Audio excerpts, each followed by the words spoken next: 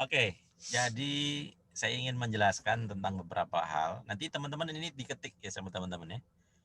Ada kita praktek surat gugatan, kuasa, kemudian jawaban atau replik, duplik kalau ada gitu ya. Tapi hari ini kita akan praktek bagaimana cara membuat surat kuasa, bagaimana saya cara membuat surat gugatan gitu ya.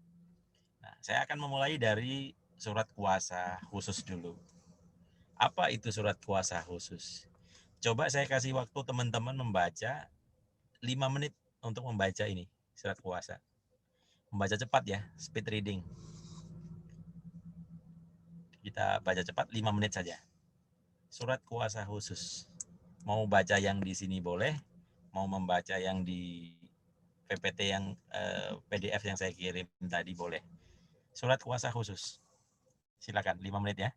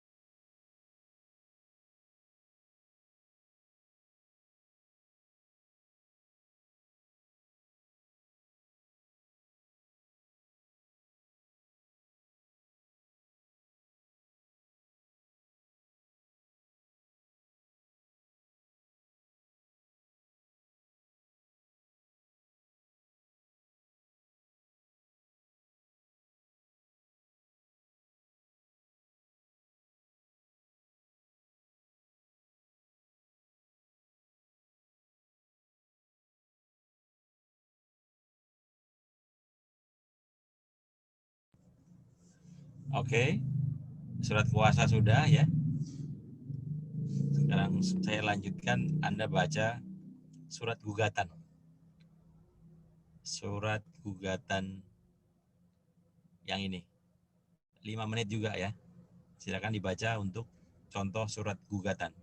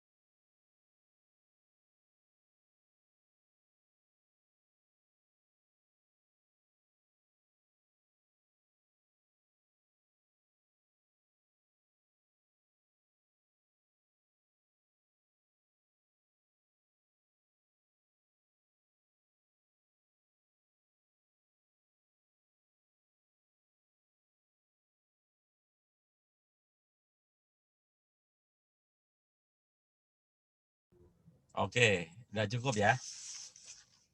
Baik, kita bahas sekilas tentang apa namanya, surat gugatan dan surat kuasa. Yang pertama kita bahas surat kuasa dulu. Menurut Anda, menurut teman-teman, kenapa namanya surat kuasa khusus? Kenapa ada kata-kata khususnya? Kenapa nggak surat kuasa saja, gitu misalnya? Ada yang bisa berkomentar? Ada yang ingin Izin, Pak. Ya. Karena tidak semua kuasanya itu diberikan kepada penerima kuasa. Oke. Cuman waktu ketika pengadilan. Gimana, Pam? Sudah betul, Pam? Gimana? Lebih detail lagi, Pam? Aduh. Ya itu tadi, Pak. Kamu itu tadi. Artinya yang dikuasakan itu tidak atas seluruh apa, Pam? Tidak semua perbuatan hukum. Dari Apa, Pak? si pemberi kuasa ya, Pam ya? Ya, gitulah, Pak. Oke, jawabnya jangan ya gitulah, harus bisa ngomong dalam satu narasi, satu cerita, satu deskripsi. Tapi betul kata Pak Budi, bahwa intinya teman-teman kalau masih ingat tentang kecakapan bertindak ya. Cakap hukum, waktu belajar hukum perdata ada bicara tentang cakap hukum. Seseorang menjadi subjek hukum dengan cakap hukum kan berbeda. Bahwa orang itu menjadi subjek hukum kalau orang perorangan ataupun badan hukum. Kalau badan hukum kan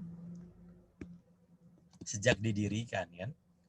Kalau orang perseorangan sejak lahir. Bahkan janin yang masih dalam kandungan pun bisa dihitung, bisa dianggap sebagai subjek hukum jika kepentingannya menghendaki. Dalam hal apa? Masih ingat? Dalam hal apa? Waris, Pak.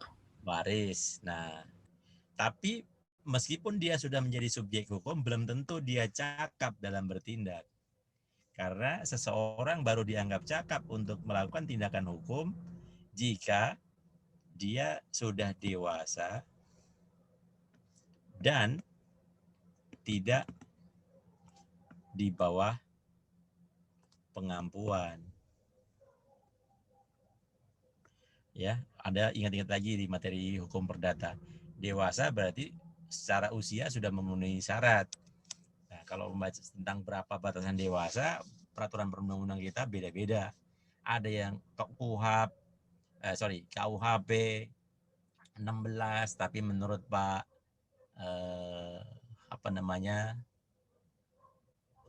Pak Mulyatno diterjemahkan 21. Kemudian BW bilangnya 21. Undang-undang perkawinan 18 tahun. Undang-undang jabatan notaris 18 tahun juga. Tadi perkawinan 18 ya, 18. Itu sampai sekarang pun antara Mahkamah Agung dengan notaris masih ada yang suka belum sependapat satu bulat 18 atau 21 gitu. Tapi sebagian besar sih 18. Ya. Kalau terkait dengan kepemilikan KTP, Undang-Undang Kependudukan 17 tahun. Tapi untuk cakap bertindak orang lebih banyak menggunakan batasan yang 18 gitu. Walaupun ini belum bulat juga ya. Tapi kebanyakan 18. Kemudian tidak di bawah pengampuan. Undang-Undang Pajak juga 18 tahun ya. Dan tidak di bawah pengampuan, Anda sudah belajar itu. Artinya ketika subjek hukum tadi tidak cakap untuk melakukan perbuatan hukum, tidak cakap hukum, maka untuk melakukannya dia harus diwakili. Nah, sistem perwakilan inilah, wakil inilah yang sama dengan kuasa. Si penerima kuasa sering dikenal dengan si kuasanya. Ya, dengan sistem kuasa. Dia diwakili oleh siapa? Walinya. Kalau di sini oleh siapa? Pengampunya. Oke. Itu untuk melakukan segala perbuatan hukum. Ya. Yang menyangkut harta bendanya. Tapi kalau di bidang keperdataan yang lain ya tidak. Hukum keluarga misalnya perkawinan yang nggak bisa diwakili. Hukum warisan hak untuk bisa tersenyum, bisa mengungkapkan perasaan, bisa berkehendak, kemudian ikut pemilihan umum, bahkan ikut pemilihan umum ya, untuk bisa memilih calon, partai dan sebagainya itu nggak bisa diwakilkan. Jadi yang diwakilkan terkait dengan harta bendanya. Nah, meski begitu, meskipun ada perwakilan pun, untuk hal-hal tertentu, untuk melakukan perbuatan-perbuatan tertentu yang memang membutuhkan keahlian-keahlian tertentu, baik karena kebutuhan dia, kebutuhan orang yang bersangkutan, ataupun karena peraturan perundang-undangan mensyaratkan adanya wakil sistem perwakilan. Jadi sudah cakap hukum pun, atau walinya pun, atau pengampunya pun, kalau melakukan perbuatan yang tertentu, memang akan satu mungkin tidak dimungkinkan, atau tidak efektif, atau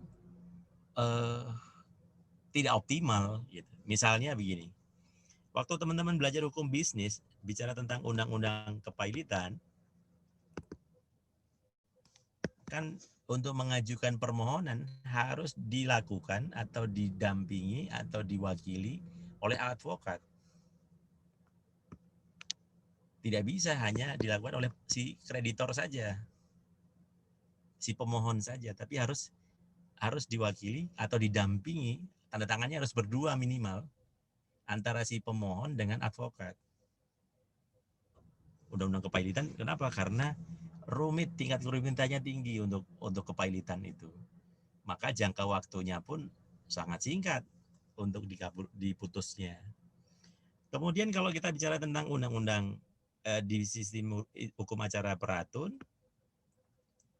maupun perdata, tidak ada kewajiban untuk diwakili advokat, tidak wajib. Ini wajib nih. Akan tetapi dalam praktek jarang orang yang beracara nggak pakai advokat. Kenapa? Dia mesti hitung-hitungan. Mampu nggak dia bikin surat gugatan sendiri, membuat replik, kemudian membuat simpulan, pembuktian, dan lain sebagainya. Karena memang ranah keahliannya beda-beda orang. Gitu ya. Ya, jadi ada tindakan-tindakan tertentu yang sebenarnya dia cakap hukum. Kalau di sini nggak cakap hukum. Pemohon langsung masuk sendiri tanpa advokat, dia nggak cakap hukum, nggak boleh. Karena harus didampingi, harus diajukan oleh advokat, itu jelas undang-undangnya bilang begitu. Artinya nama advokat harus ikut bertanda tangan di surat permohonan. Jadi permohonannya pun harus ada tanda tangan advokat. Tidak boleh diajukan sendiri.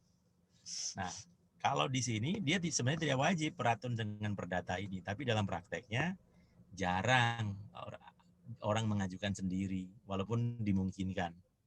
Ya. Hukum pidana gimana? Hukum pidana ada tindak pidana tertentu yang mewajibkan, misalnya yang ancaman pidananya 5 tahun ke atas, dia harus didampingi oleh pengacara, oleh penasihat hukum. Ya. Tapi ada kalanya hak itu tidak diambil. Misalnya dalam perkara dulu ada Pak Hadi Purnomo namanya, mantan Dirjen Pajak yang sempat jadi tersangka. Ketika beliau beracara sampai dengan pra peradilan, beliau memilih tidak didampingi oleh pengacara satupun. Tapi di pra peradilan menang gitu. Ya, tentu di belakangnya yang memberikan masukan, memberikan informasi, memberikan argumentasi ataupun opini untuk dikemukakan di muka persidangan, tentu ada advokat juga. Tapi beliau maju tanpa didampingi advokat, jadi tidak masalah gitu. Nah, kembali ke yang tadi, ketika dia diwakili oleh seorang kuasa, dalam hal ini advokat karena mau beracara di pengadilan, kata Pak Budi tadi, si advokat ini mesti jelas bener nggak dia berhak berwenang. Jadi salah seorang kuasa ya memang harus ada surat kuasa untuk dapat bertindak. Karena yang namanya kuasa, ini pemberi kuasa.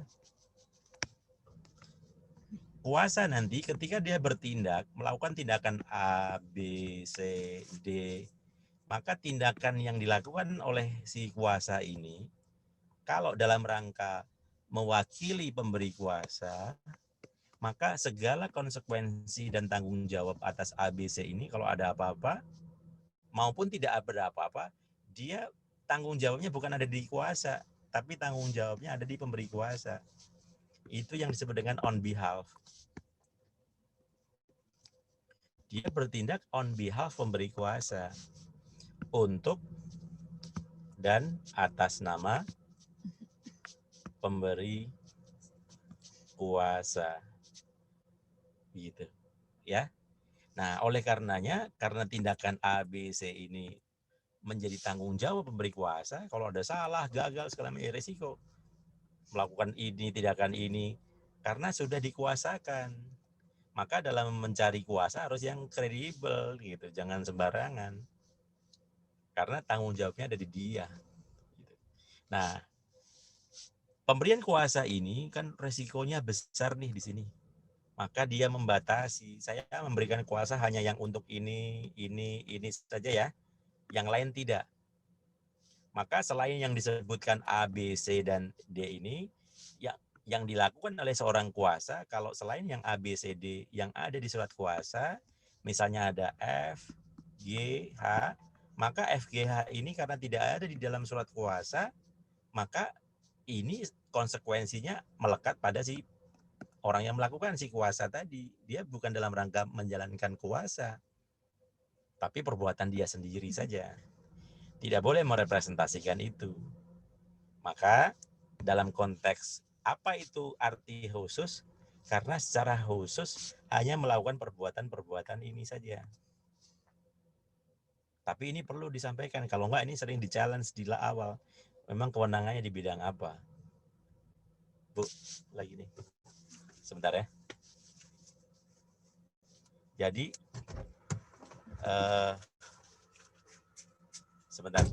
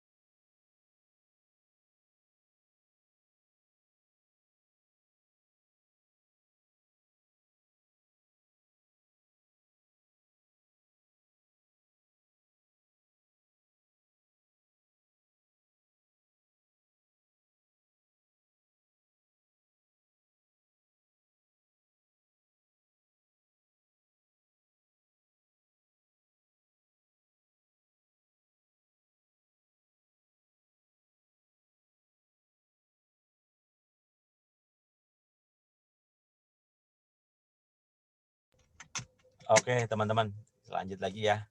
Suara saya sudah terdengar kembali? Oke.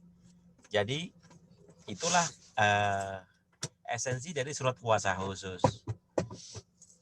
Sebaliknya, tanpa surat kuasa khusus, ya, jadi yang pertama tadi, dengan adanya surat kuasa khusus, maka si penerima kuasa atau si kuasa tadi berwenang untuk bertindak untuk dan atas nama si pemberi kuasa. Ya. Sebaliknya, masih lanjut. Dengan adanya kata-kata khusus untuk melakukan apa saja poin-poinnya yang boleh dilakukan untuk dan atas nama atau mewakili si pemberi kuasa, maka dia berwenang untuk dan atas nama. Yang sebaliknya, ketiadaan dari surat kuasa khusus tadi, sebentar kok saya ke distract terus ya ketika ngomong itu ya. Artinya khusus tadi dia berwenang untuk dan atas nama, bertindak untuk dan atas nama pemberi kuasa, tapi hanya sebatas ini, ya, hanya sebatas ini. Sebaliknya, tanpa ada surat kuasa khusus ini, maka dia tidak berwenang apa-apa. Nanti di pengadilan sama pihak lawan pasti ditanya surat kuasanya mana, karena ini menyangkut masalah legal standing, kedudukan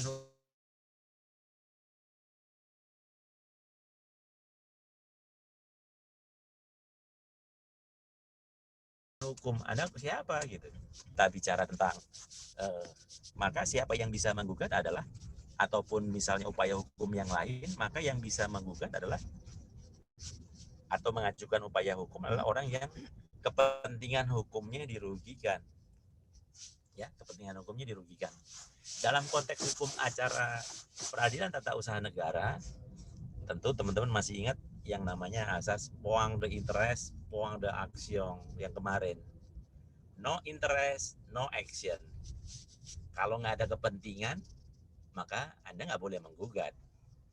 Gitu ya. Nah, misalnya ada Tuan A. Tuan A. Dialah yang menjadi korban dari penggusuran. Tuan A, dia yang menjadi orang yang dirugikan karena bangunannya dirobohkan, digusur, atau dia pegawai yang diberhentikan dengan tidak hormat, ya.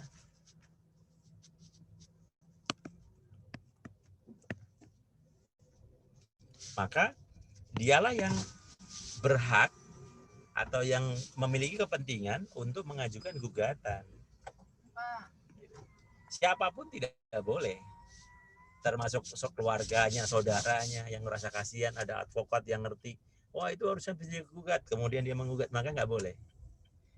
Yang ngajukan harus dia, karena dialah yang dirugikan.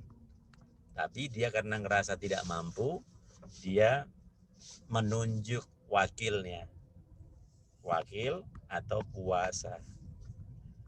Nah, dengan surat kuasa tadi, sehingga wakil ini menjadi bertindak, dia menjadi punya kewenangan untuk bertindak atas kuasa. Tapi kuasanya terbatas, khusus untuk hal-hal yang ini saja, gitu. Gitu ya. Itulah esensi dari surat kuasa. Kemudian kita bicara tentang gugatan. Gugatan PT UN. Oh ya, sebentar. Ini ada gugatan yang umum dan ini ada juga gugatan yang dilakukan oleh badan hukum. Artinya tadi orang perseorangan dan badan hukum harus diingat tentang syarat-syarat, termasuk di sini yang tanda tangan nanti. Ini biasanya di tahap awal ya, di tahap awal. Nanti di proses eksepsi, jawaban atau eksepsi yang dikemukakan oleh tergugat itu salah satu objek yang ditanda petik diserang ya, diserang terkait dengan formalitas dari gugatan adalah soal kuasa ini. Ya. Di antaranya yang paling sering adalah soal siapa yang memberikan kuasa. Ya, siapa yang memberikan kuasa. Dalam hal dia badan hukum, kalau orang perseorangan jelas di Tuan A. Gitu ya. Tapi kalau kita bicara tentang badan usaha,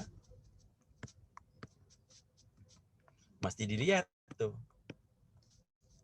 badan usaha harus benar memang orang yang berwenang untuk memberikan kuasa.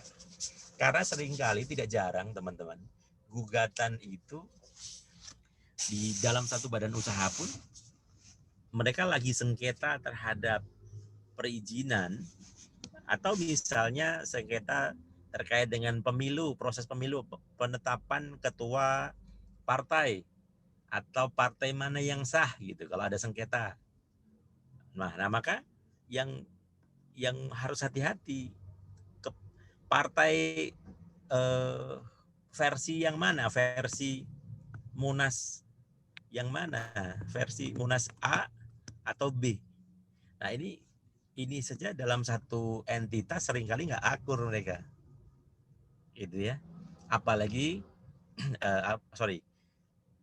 tidak hanya itu, tidak masalah tidak akur, tapi terkait dengan siapa yang berwenang untuk memberikan kuasa, karena dalam konteks nanti badan hukum yang menjadi pihak penggugat harus detail. Apakah cukup dengan direksi? Ini juga mesti dipisahkan nih, badan hukum atau non badan hukum. Ya. Kalau badan hukum,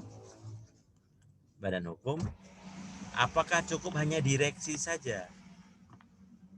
Apakah direktur utama saja atau mesti mendapat persetujuan minimal 2 direksi misalnya? Lihat di mana? Di anggaran dasarnya. Anggaran dasar dari si PT. Ada. Nah, tapi kalau non badan hukum juga sama. Teman-teman mesti ingat hukum perusahaan.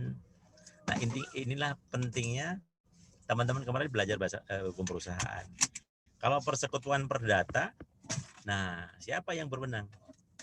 Karena tidak bisa satu orang tanggung menanggung menggandeng sekutu yang lain tanpa persetujuan sekutu yang lain. Kalau firma justru tanpa persetujuan sekutu yang lain otomatis berlaku tanggung-menanggung, tanggung renteng. Kalau CV sama seperti firma kecuali bagi sekutu pasif gitu. Nah, itu mesti tahu nih siapa yang berwenang. Nah, itu biasanya dijadikan objek serangan tanda petik ya untuk melemahkan di sisi formal. Bener nggak surat kuasanya itu legal nggak supaya si advokat tadi diterima. Jadi di awal tuh udah diserang di situ biasanya. Tapi kalau sudah bener ya sudah. Makanya hati-hati dalam menentukan siapa yang berwenang untuk tanda tangan tadi. Ya. Nah kemudian sekarang kita masuk ke gugatan. Gugatan ini ada dua contoh yang sebenarnya ada macam-macam, tapi ini bisa dimodifikasi. Tapi secara garis besar ada gugatan terkait dengan gugatan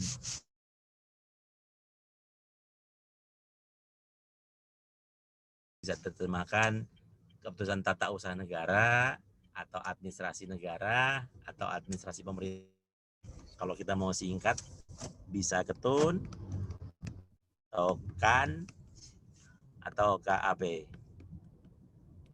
administrasi pemerintahan, atau tindakan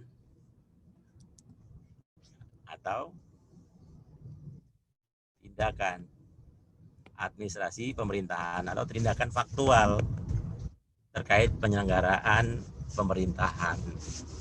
Ya. Nah, ada sedikit perbedaan format walaupun sebenarnya juga tidak baku ya, tapi untuk memudahkan karena memang objeknya berbeda, maka ini ada contoh terkait dengan gugatan umum dan gugatan untuk minta penetapan, untuk minta putusan yang sifatnya menetapkan bahwa badan atau instansi pemerintah. Ada yang masih ingat nggak ini gugatan yang apa nih? Pasal 53 di slide yang saya kirim kayaknya kurang kata-kata 5 teman-teman ya. Baru saya tambahin tadi. Ada yang masih ingat nggak gugatan terkait pasal 53 Undang-Undang Peratun? Bukan pasal 53 Undang-Undang Peratun. Undang-Undang AP. Undang-Undang Administrasi Pemerintahan. Ada yang masih ingat gugatan tentang apa?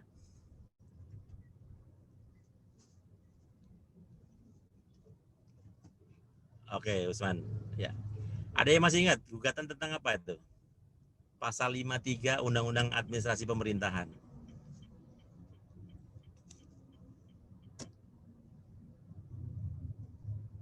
Siapa yang masih ingat? Gugatan tentang apa? Kalau objek gugatannya pasal 53 Undang-Undang Administrasi Pemerintahan.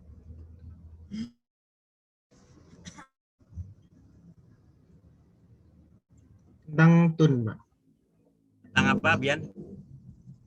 Tentang TUN, Tata Usaha Negara. TUN yang apa, Bian? Bahwa objek gugatan itu kan ada yang keputusan TUN atau administrasi tata usaha negara atau administrasi negara atau administrasi pemerintahan gitu. Tapi objeknya kan kemarin saya bedakan tuh, ada keputusan, tindakan faktual, kemudian lain-lain. Nah, di antara yang lain-lain itu ada pasal 53 Undang-Undang Administrasi Pemerintahan. Gugatan tentang apa itu? Keputusan yang Usman.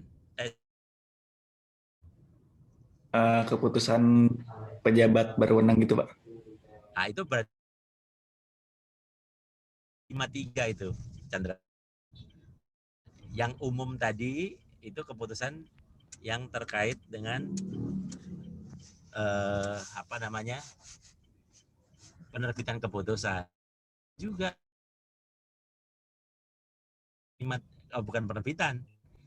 Objek sengketanya itu yang terkait dengan pasal 53 Undang-Undang Administrasi Pemerintahan. Di slide-nya ada tuh yang saya kirim. Pasal 53 Undang-Undang ya. Permohonan fiktif positif bukan, Pak? Fiktif positif. Wilna bisa cerita nggak? Gimana sih? Kenapa sih ada bukan hukum acaranya ya? Yang dimaksud fiktif positif itu gimana sih? Itu Pak yang keputusan yang tidak diterbitkan dalam jangka waktu tertentu, jadi bisa dituntut. Oke, terus apalagi yang kamu ketahui, Wilna? Contohnya yang itu Pak, yang kasus yang penerbitan pilot yang harusnya mendapatkan izin dari OJK. Terus? Terus karena jika tidak diterbitkan dalam waktu tersebut, maka sekarang itu dianggap disetujui, Pak. Oke, betul. Ada yang itu contohnya realnya adalah kasus itu ya. Ada yang bisa menambahkan atau melengkapi gambaran tentang apa itu fiktif positif? Mekanismenya seperti apa? Konsepnya seperti apa sih? Wilna tadi udah, atau Wilna ingin memperbaiki? Nggak usah pakai contoh dulu, tapi maksudnya gimana gitu. Nanti baru contohnya. Betul, jawaban Wilna tadi udah betul. Tapi saya ingin satu gambaran yang lebih utuh lagi. Yang dimaksud konsep fiktif positif itu seperti apa sih? Oh ya, ini ada. Cari masuk aja, coba. Sorry ya, saya sambil nyari file ini. Sini aja nggak apa-apa. Ya. Awas ada peralon. Udah sini aja. Oke, ada yang ingin melengkapi?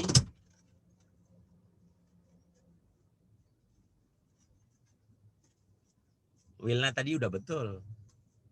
Tinggal dilengkapi saja tentang fiktif positif. Wilna tahu nggak jangka waktu? Artinya ceritanya gimana, Wilna? Wilna kalau disuruh cerita, siapa yang lewat waktu, kemudian siapa yang mengajukan gugatan gitu. Contohnya jika misalnya kita mengajukan surat izin IMB, Pak, ke instansi terkait. Nah, biasanya itu di dalam undang-undang terkait hal itu diatur jangka waktunya. Namun jika kalau tidak salah 10 hari ya Pak yang diatur dalam undang-undang APIK. Terus? Nah, jika dalam waktu 10 hari itu tidak diterbitkan, maka kita dapat menganggap bahwa itu permohonan kita itu disetujui. Oke, terus lanjut lagi, Wilna, dikit lagi. Apakah otomatis disetujui? Terus gimana? Otomatis disetujui, tapi ada satu tahapan lagi yang harus dilakukan. Oh, meminta persetujuan ke PT UN ya Pak? Meminta penetapan dari petun, tadi gugatan ke PT UN, itu yang saya maksud di pasal 53 tadi. Nah, yang gugatan ini dalam rangka meminta kepada majelis hakim menyatakan bahwa tapi ini masih fiktif meditatif nih, formatnya masih format undang-undang peratun. Nah, ini harusnya fiktif positif nih. Ini formatnya masih format lama ya. Saya lihat di pengadilan Makassar, Tun Makassar ternyata masih negatif. Sekarang udah nggak negatif, udah positif. Tapi betul apa yang dikatakan oleh Wilna tadi. Alhamdulillah ada yang masih ingat ya. Betul. Nah, cuman sedikit koreksi untuk Wilna. Di IMB saya nggak hafal berapa harinya, tapi yang dikatakan Wilna 10 hari itu kalau di peraturan perundang-undangan yang bersangkutan tidak mengatur jangka waktu, maka Undang-Undang Administrasi Pemerintahan menentukan paling lambat 10 hari saja. Misalnya di Undang-Undang Pajak, restitusi harus diberikan 12 bulan harus ada keputusannya. Apakah diterima atau ditolak gitu. Berarti ikut 12 bulan. Pemberian NPWP 3 hari misalnya.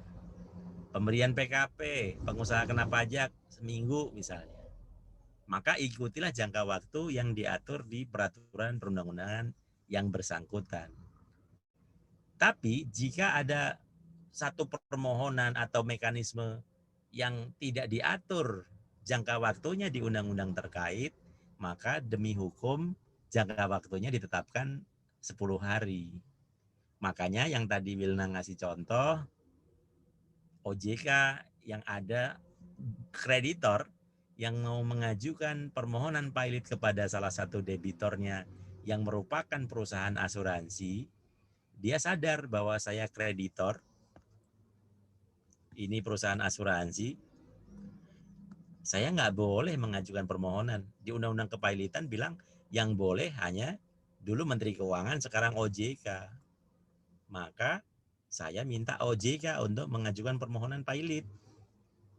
Karena OJK dalam rangka menyelenggarakan pemerintahan, si kreditor ini minta suratnya diajukan, minta supaya OJK. Tapi karena mekanisme permohonan kapan OJK harus menindaklanjuti atau tidak ada aturannya, hukumnya nggak ada. Maka demi hukum ditentukan permohonan yang seperti ini. Jadi ceritanya kreditor memohon kepada OJK untuk menggugat atau memohon pilot si Kresna Life ini. Karena ini format nggak baku, nggak ada aturan tentang jangka waktunya. Karena nggak ada, maka ditetapkan 10 hari. Maka si kreditor mengambil kesimpulan, oh berarti 10 hari Anda dianggap dikabulkan karena Anda nggak jawab surat saya gitu. Karena nggak jawab, maka sudah 10 hari dianggap dikabulkan. Maka harusnya kreditor membawanya ke pengadilan, minta ketua pengadilan ini untuk mengabulkan pendapatnya bahwa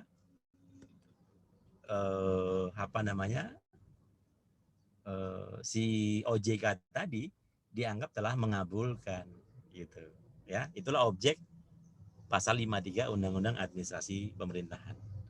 Jadi ini penetapan keputusan yang fiktif tapi dianggap positif. Kalau yang lama, rejim negatif, dianggap ditolak, maka kita gugatnya supaya penolakan tadi dibatalkan gitu. Nah, kalau sekarang tidak, supaya disahkan. Hakim tuh semacam kayak nyetempel, bikin stempel bahwa ya Anda sudah mengabulkan, maka diperintahkanlah kepada instansi yang seharusnya mengabulkan tadi untuk menerbitkan SK-nya, segera menerbitkan SK-nya gitu. Nah, itu diatur di pasal 53. Di slide ada, slide sini ada kok. Saya udah bagi kepada Anda. Pasal 53. Waktu kita bicara tentang objek ya.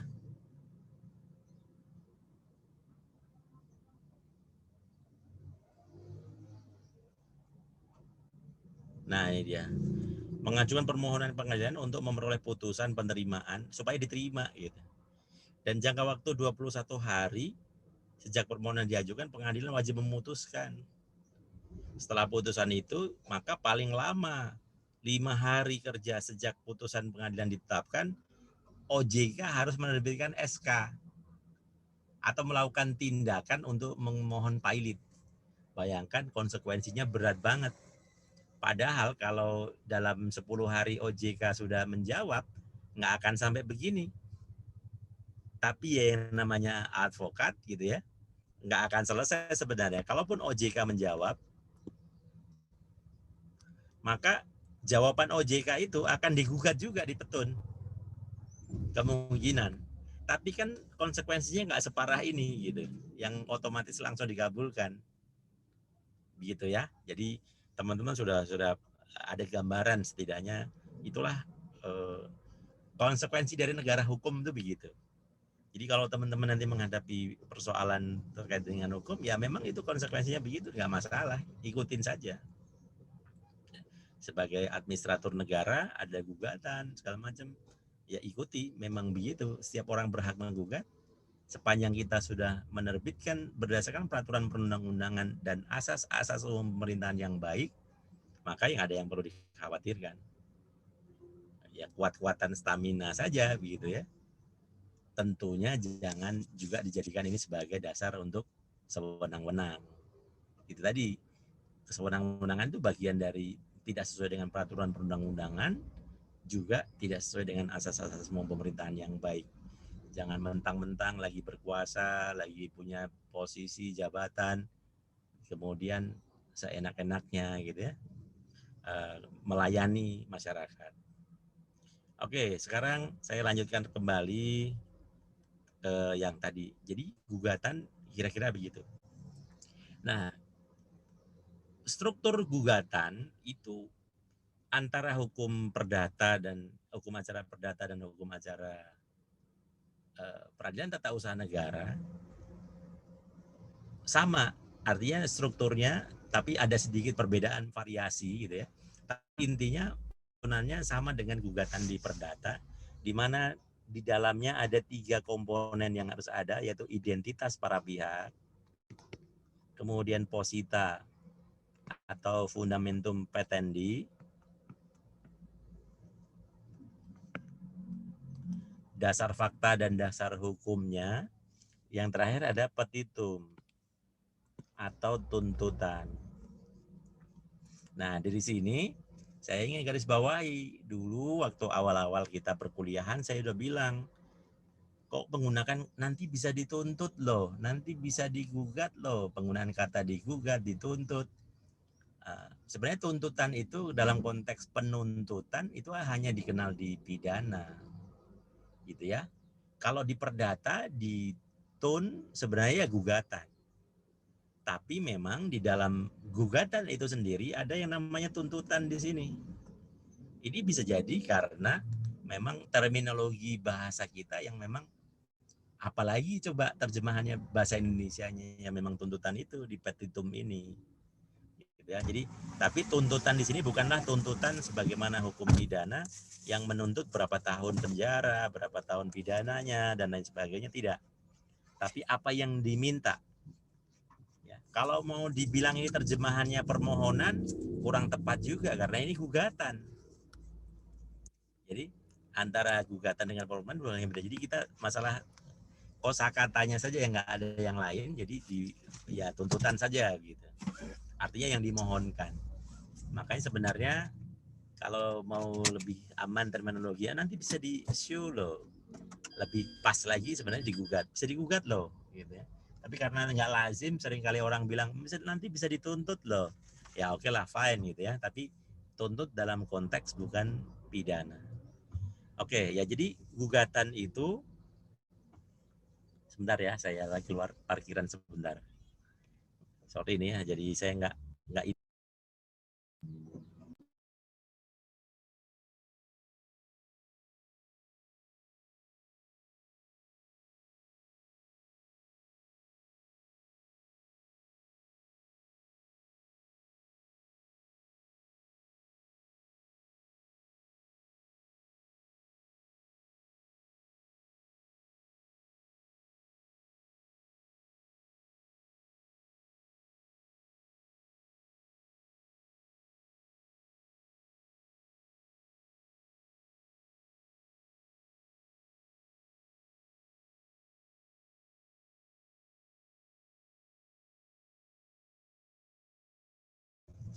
ya oke, kita lanjutkan kembali. Jadi dalam gugatan itu ada identitas para pihak di sini. Ada identitas para pihak. Saya lagi mobil goyang-goyang mau nulis. Ya. Kemudian bicara posita dan fundamentum petendi, jangan lupa isinya adalah objek gugatannya apa? SK, surat keputusan K, surat penetapan, atau tindakan faktualnya apa? Itu yang menjadi objek gugatan. Kemudian di sini ada tenggang waktu gugatan. Ada yang masih ingat berapa lama? Ini kita harus sampaikan kita kemukakan di awal tentang bahwa gugatan kita ini memenuhi syarat administratif sebagai sebuah gugatan. Jadi kalau secara administratif saja nggak terpenuhi, pasti kita digagalkan di awal, diserang di eksepsi oleh si tergugat. Nah pertanyaannya, masih ingat jangka waktu gugatan berapa lama untuk petun? Di sini ada yang masih ingat berapa lama untuk bisa diajukan di gugatan kita bisa diterima atau diproses?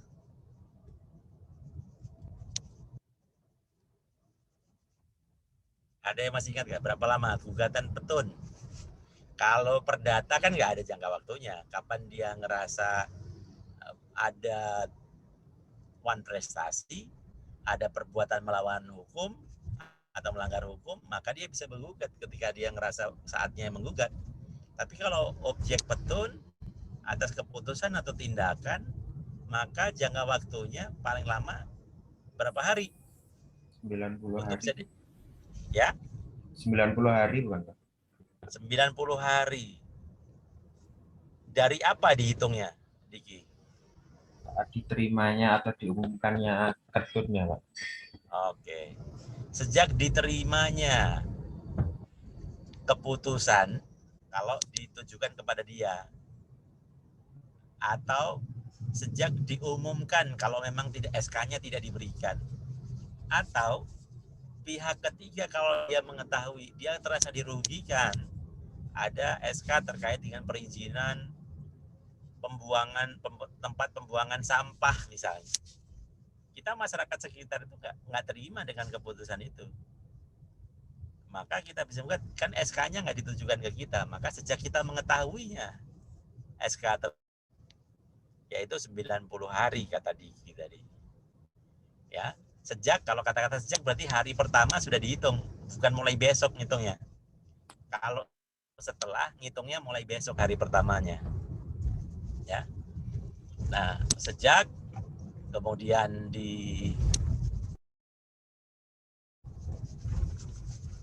bentar dulu. Kompetensi relatif tadi sebentar ya.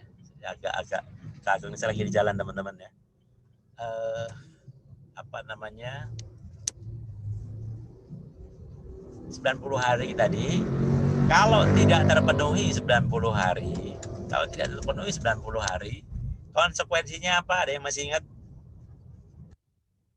Kalau 90 hari nggak terpenuhi, lewat nih 91 hari atau 92 hari, pokoknya lewat gitu. Lewat tidak di hari itu. Maka konsekuensinya gugatan tadi apa nasibnya? Ada yang masih ingat nggak? Waktu saya kasih tampilkan gambar diagram hukum acara, maka gugatannya akan, ada yang masih ingat nggak?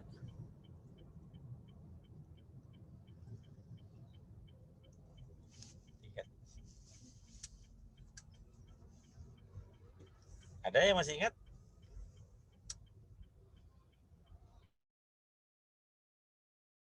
Izin, Pak. Ya, bentar. Saya tadi mau tunjukin. Ada yang jawab. Siapa? Saya, Pak. Absen 16. Oh, Usman. Ya, Usman. Jadi kalau dalam waktu 90 hari tidak digugat, SK dianggap telah diterima, gugatan tidak diterima, gagal demi hukum, Pak. Gagalnya di mana, Usman? Karena di dalam jangka waktu itu dia tidak mengajukan itunya, gugatannya. Yang bilang inkrah itu ya? Iya, dianggap telah, SK-nya itu dianggap telah diterima, Pak. Oke. Ada yang saya bisa terima jawabanmu itu, tapi secara maksudnya saya tahu bagus itu. Tapi ada yang bisa menanggapi lagi nggak? Konteksnya adalah nanti saya jelaskan tentang keputusan itu apakah sudah langsung berlaku atau tidak, gitu ya. Nah, sekarang saya mau jelaskan tentang ini. Ini kan sudah saya jelaskan yang urutan ini. Oke, coba dibaca ulang lagi deh. Kalau 90 hari diajukannya, berarti konsekuensinya apa? Maka gugatan kita akan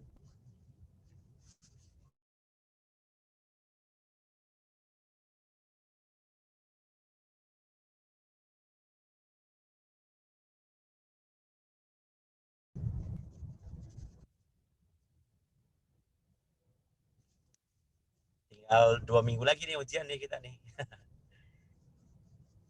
Ya, ada satu doang yang ingat. Penetapan dismisal, Pak. Iya. Siapa tadi yang jawab? Wilna, Pak. Oh, Yelna. Alhamdulillah masih ada yang ingat. Tidak lolos dismisal.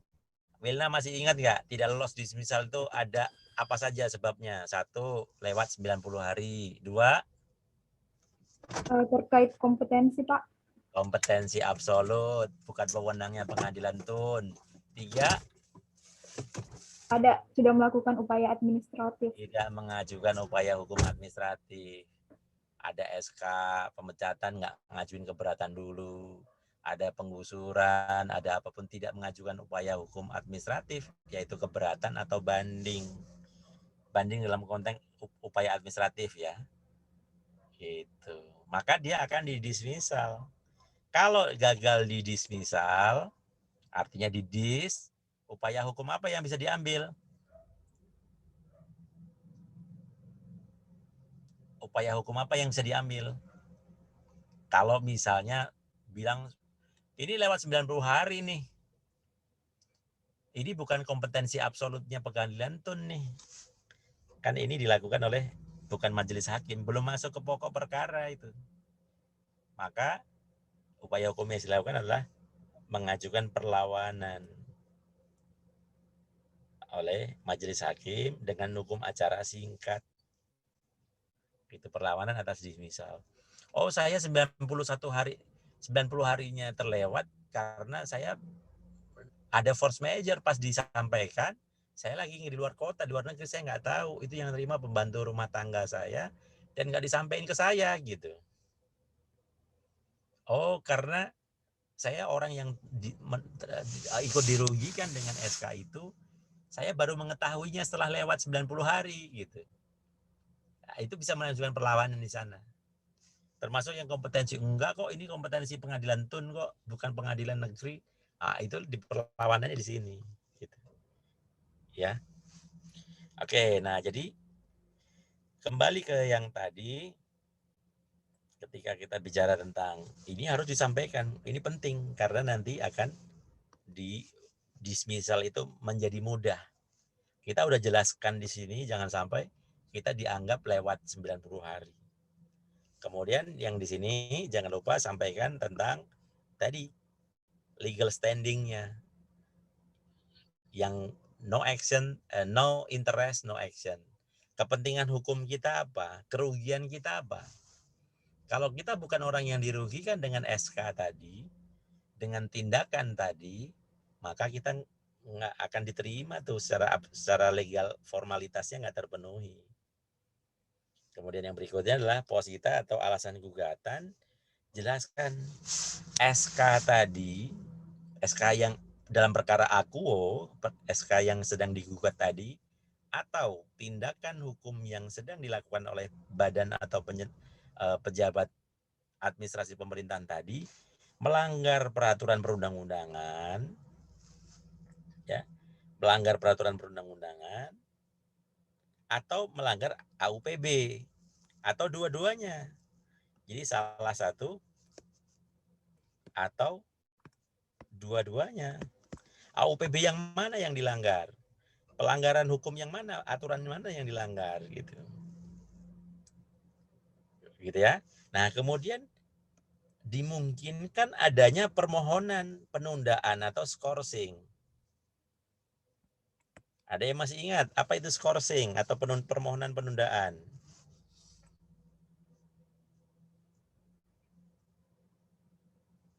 Ada yang masih ingat permohonan penundaan atau skorsing? Apa maksudnya permohonan? Di dalam gugatan itu ditantumkan juga permohonan penundaan.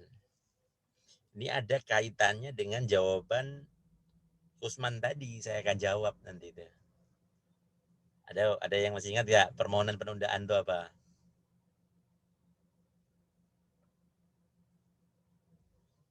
Kenapa mesti ada permohonan penundaan?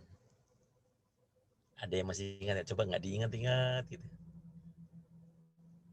Salah nggak apa-apa.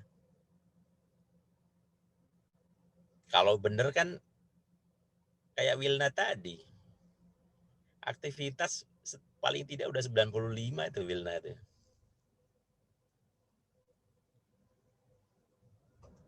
Untuk hari ini ya. Kalau ditambah yang lain, tapi kemarin-kemarin ya Wilna memang bagus aktivitasnya. Kan lumayan, nggak usah susah payah ujian nanti nilai berapa, nilai 60 tambah 90 pakai proporsional udah berapa? Itu kalau 60, kalau ujiannya 90, ujiannya 100 ya 100 lah gitu. Yo, ada yang masih ingat gak permohonan penundaan tuh yang seperti apa? Kenapa mesti ada permohonan penundaan?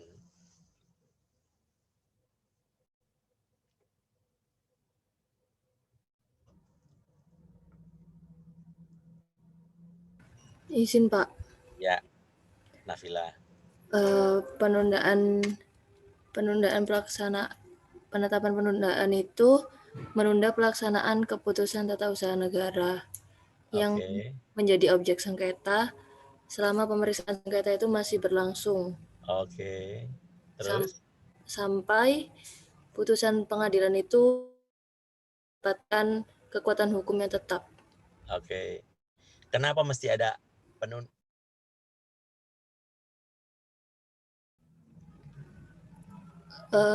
memberikan kesempatan kepada penggugat untuk bentar Iya. Pak. Untuk apa? Nggak apa-apa. Lihat catatanmu.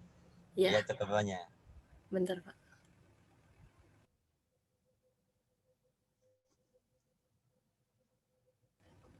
Itu yang bila ada kepentingan penggugat yang dirugikan, bukan Pak?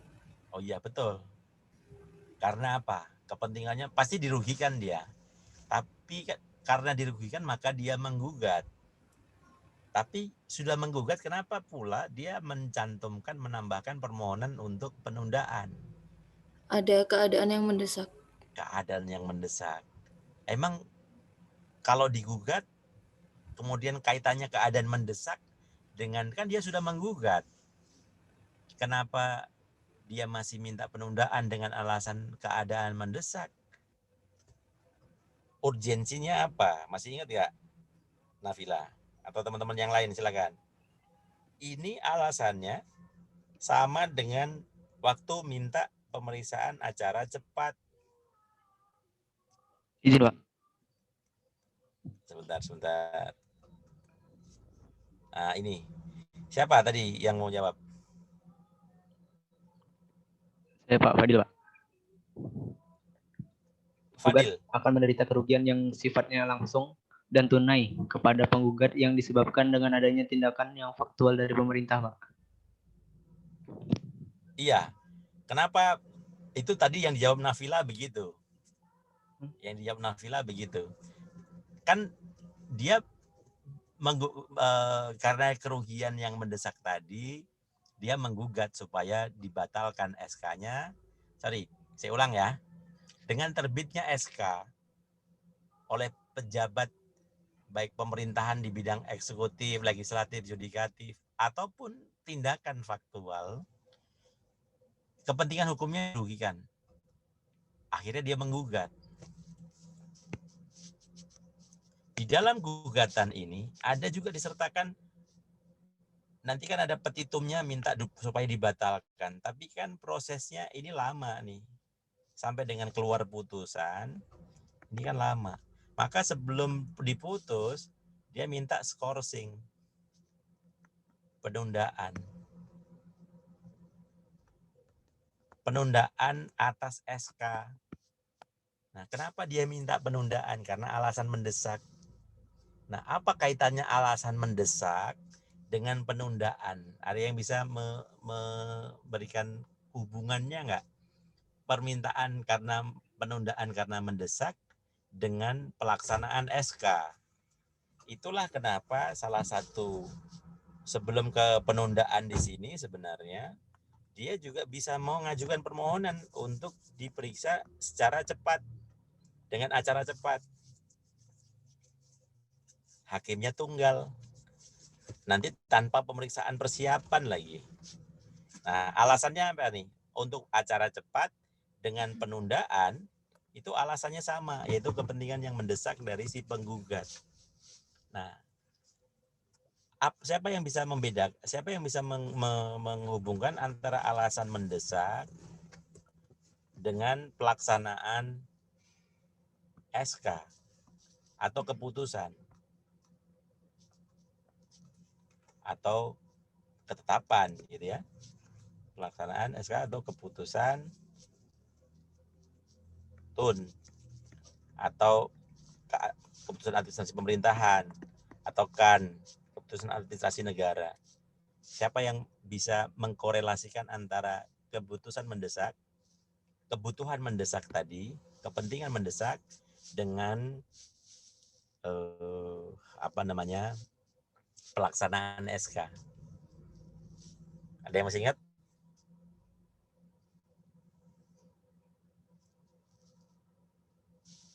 Di catatan coba dibuka lagi deh.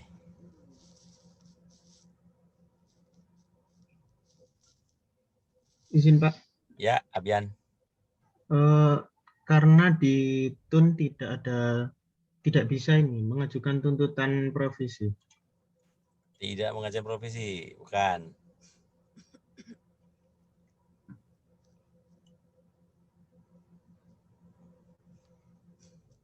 Yuk, yang lain. Mencoba. Saya udah jelaskan itu. Dalam kaitannya dengan asas hukum acara peradilan tata usaha negara. Asas yang mana?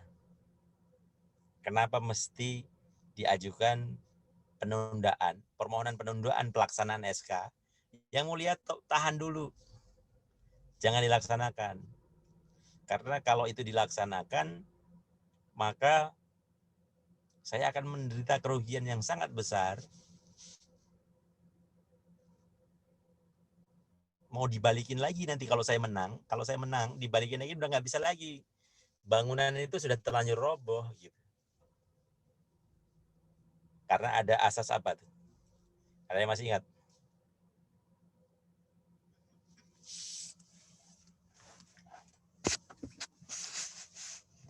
Asas praduga resmatik itu bukan Pak? Di antara 4 ini. Kelihatan kan tampilan ini? Kelihatan kan? Di screen kelihatan? Kelihatan, Pak. Asas yang mana? Yang menyebabkan kita harus, dimungkinkan, bukan harus ya, yang menyebabkan penggugat dimungkinkan untuk minta penundaan. Kenapa minta penundaan? Emang langsung dilaksanakan ya? Nah, itu clue-nya itu. Ada yang masih ingat nggak? Emang SK-nya langsung dilaksanakan? Jawabannya? Apa tuh? Presumptio iustai causae, Pak. Iya. Presumptio iustai causa. Maksudnya, maksudnya apa? Siapa tadi jawab? Maksudnya, saya Pak Fadil, Pak. Fadil. Apa Dil? Maksudnya Dil? Suatu asas yang memberikan konsekuensi bahwa gugatan tidak akan menunda pelaksanaan ketun yang digugat, sehingga ketun harus selalu dianggap benar sampai dengan dibuktikan sebaliknya, Pak. Iya.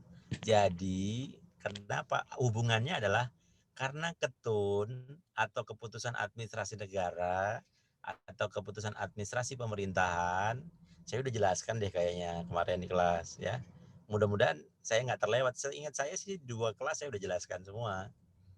Karena sifat atau keberlakuan dari keputusan administrasi negara atau ketun, atau nyebutnya kalau saya bilang ketun itu sama dengan ketan, kan bukan ketan ya, ketun atau kan atau KAP, keputusan tata usaha negara atau keputusan administrasi negara atau keputusan administrasi pemerintahan itu berlaku kalau dalam atas putusan itu seperti uit verbarbit vorat, berlaku serta merta.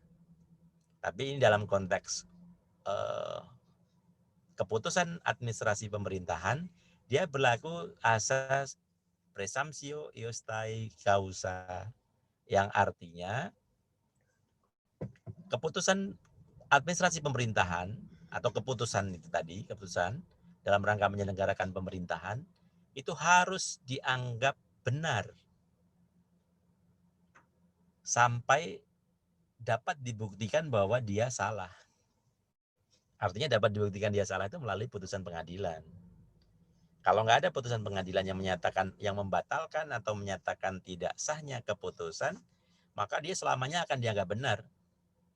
Oleh karenanya sejak semula di keputusan tadi diterbitkan, dia langsung berlaku. Kalau ada pegawai yang diterbitkan SK penurunan pangkat, pemberhentian tidak dengan hormat, maka saat itu juga langsung berlaku dia. Meskipun dia mengajukan gugatan. Sebelumnya ajukan upaya hukum keberatan dulu ya, kata Wilna tadi ya. Upaya administratif dulu. Tapi itu kan upaya hukum gitu kan.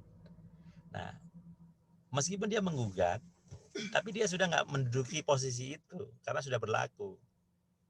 Nanti putusan pengadilan bersifat ekstung, memerintahkan mengembalikan ke posisi semula, walaupun dalam prakteknya nggak mungkin tuh. Karena begitu dia dipecat, diberhentikan tidak dengan hormat, maka posisi dia pasti akan digantikan orang.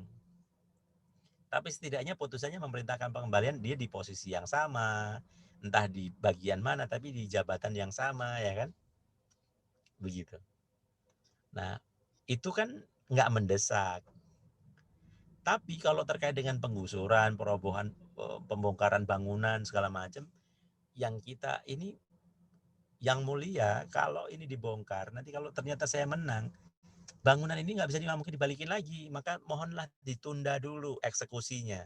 Bukan ditunda pelaksanaan pemeriksaan pengadilannya, tidak. Mohon yang mulia menerbitkan satu penetapan putusan sela namanya. Sebelum putusan akhir vonis, kan putusan akhir nanti mengabulkan di akhir tuh. Sebelum pokok perkaranya diperiksa yang mulia, tolong terbitkan putusan sela, putusan di tengah-tengah gitu. Yang memerintahkan kepada tergugat agar menunda eksekusinya dulu, jangan dibongkar dulu. Gitu. Itu juga alasan yang sama bisa digunakan ketika meminta untuk pemeriksaan acara cepat. Ketua pengadilan akan memutuskan, oh ini bener nih, acara cepat aja gitu. Toh orangnya juga cakap beracara kok, ngerti semua konsekuensinya. Jadi nggak usah pemeriksaan pendahuluan pun nggak masalah gitu. Ya. Nah jadi maka boleh dikabulkan. Nah oleh karenanya itu karena sifat dari keputusan administrasi pemerintahan yang memang langsung berlaku, maka supaya dia tidak dirugikan, akan terlalu besar kerugiannya kalau itu dijalankan, maka hakim penggugat dapat mengajukan itu untuk permohonan penundaan, sebentar saya sekalian tunjukkan, atau permintaan untuk mengajukan pemeriksaan gugatannya supaya diperiksa dalam sistem pemeriksaan acara cepat biar nggak dirugikan tadi ya, segera diputus gitu. Kalau kelamaan nanti keburu putusan kan bisa setahun 2 tahun gitu sampai inkrah. Nah nanti udah bongkar lagi gimana balikinnya gitu. Kalau posisi jabatan oke lah gitu, tapi kalau yang terkait dengan ini kan nggak bisa gitu. Sehingga tanpa pemeriksaan persiapan karena dia dianggap sudah tahu, paham, maka boleh dikabulkan. Oke, itu terkait dengan yang tadi ya, bahwa kita bisa mengajukan permohonan penundaan. Tapi ada syarat lain lagi, kecuali permohonan penundaan atau pemeriksaan acara cepat karena khawatir kerugiannya akan besar, ini nggak berlaku jika SK tadi diterbitkan dalam rangka untuk menetapkan satu objek atau kegiatan pemerintahan, misalnya penentuan objek-objek untuk mendirikan ataupun membuat sarana prasarana untuk kepentingan umum. Ya, untuk kepentingan umum. Kayak tadi ya, misalnya untuk pembuangan sampah, untuk jalan tol dan lain sebagainya digusur segala macam, nggak terima dia, dibongkar, maka dia bisa mengajukan dia kalau tidak untuk kepentingan umum, maka dia bisa mengajukan penundaan atau skorsing tadi atau minta supaya diperiksa dengan acara cepat tadi. Tapi kalau untuk kepentingan umum nggak bisa. Tapi ingat, tidak bisa dengan acara cepat atau penundaan. Bukan berarti tidak bisa digugat, tetap dapat digugat. Dan dalam prakteknya si penggugat tetap saja pasti akan minta ini. Nggak ada yang salah, silakan saja ajukan. Nanti hakimlah yang akan memutuskan apakah dikabulkan atau tidak. Ya namanya juga usaha, gitu. Apa yang tentunya yang realistis yang kita minta, gitu. Ya, jadi kalau memang itu mendesak, ajukan. Menurut kita yakin itu bukan kepentingan umum, tapi kita harus yakinkan di dalam dalil kita bahwa itu bukan untuk kepentingan umum.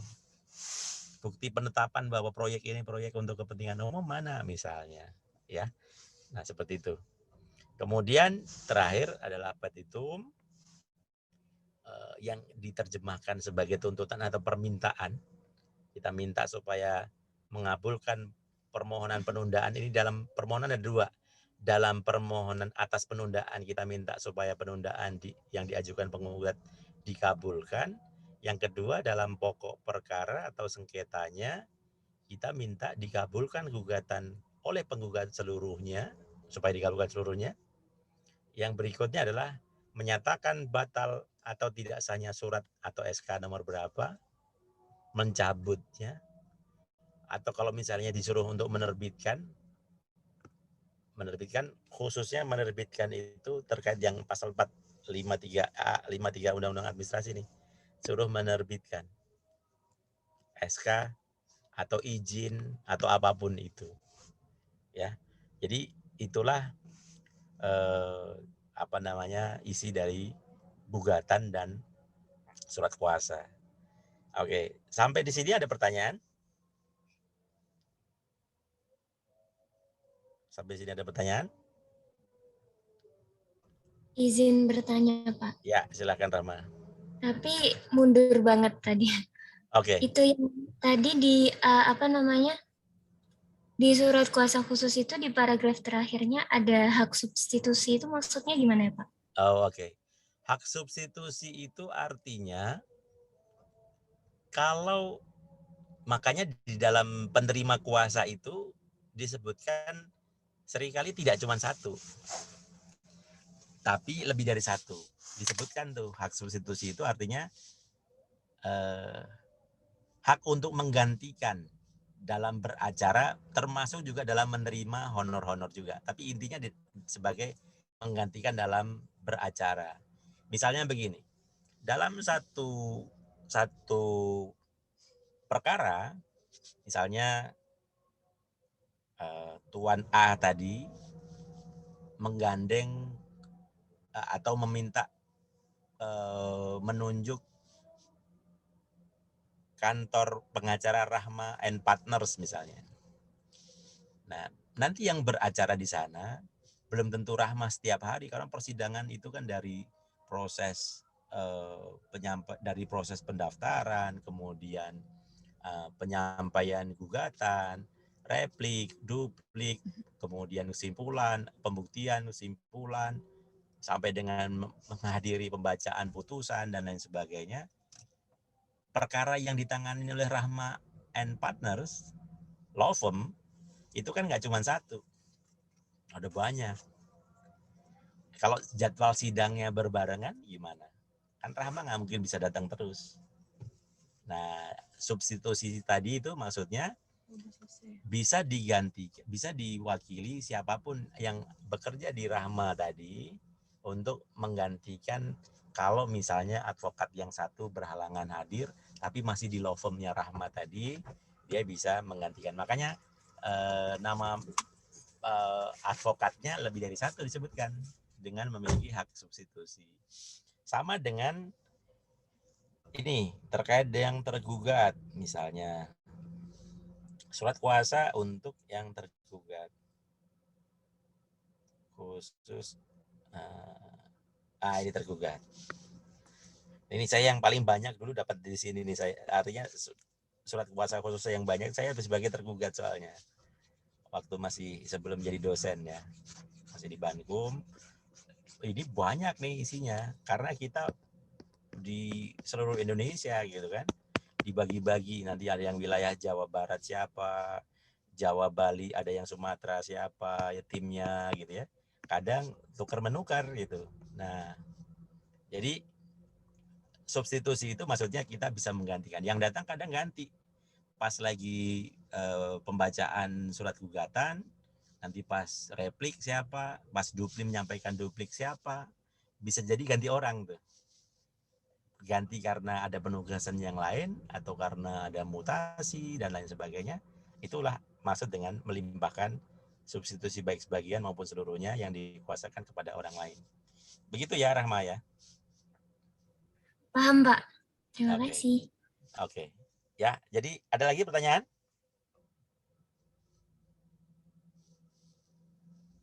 Kalau tidak ada, sekarang Anda ambil bolpen sama kertas, bukan ujian. Seperti yang saya sampaikan tadi, menyalin, tulis tangan, nanti dikumpulkan lewat ketua kelas atau PIC mata kuliah ya. Menyalin, ini yang saya bilang tadi, saya mohon maaf saya nggak bisa full sampai di sini.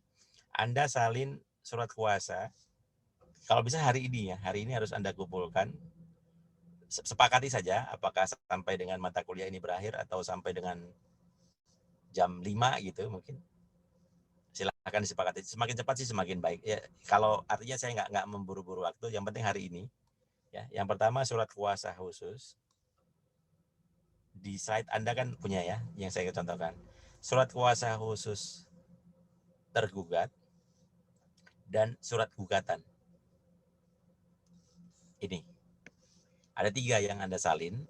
Surat kuasa khusus penggugat, surat kuasa khusus tergugat, dan format surat gugatan ini. Untuk bagian advokat, ya, advokatnya ditulis nama Anda masing-masing, termasuk di surat kuasa. Surat kuasa,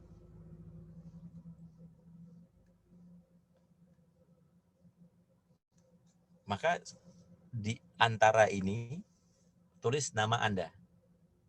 Rahma SHLLM misalnya. Wilna SHMLI misalnya. Silakan. Jadi di situ ada nama Anda. Di sini namanya silakan ditulis apa. Tapi jangan nama teman satu kelas. Karena takutnya nanti ketukar-tukar namanya. Tapi tetap dikasih nama ya, nama di sini. Siapa yang mengerjakan. Oke. Jadi ada 3 yang Anda tulis. Usahakan selesai sampai dengan sore ini, dikumpulkan di ketua kelas. Nanti dikirim ke saya 1 folder.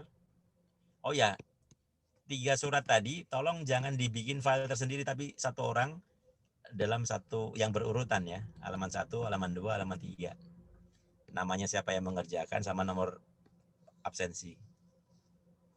Dikumpulkan ke saya nanti oleh ketua kelas atau PIC mata kuliah lewat email ke Imam Muhasan Inyak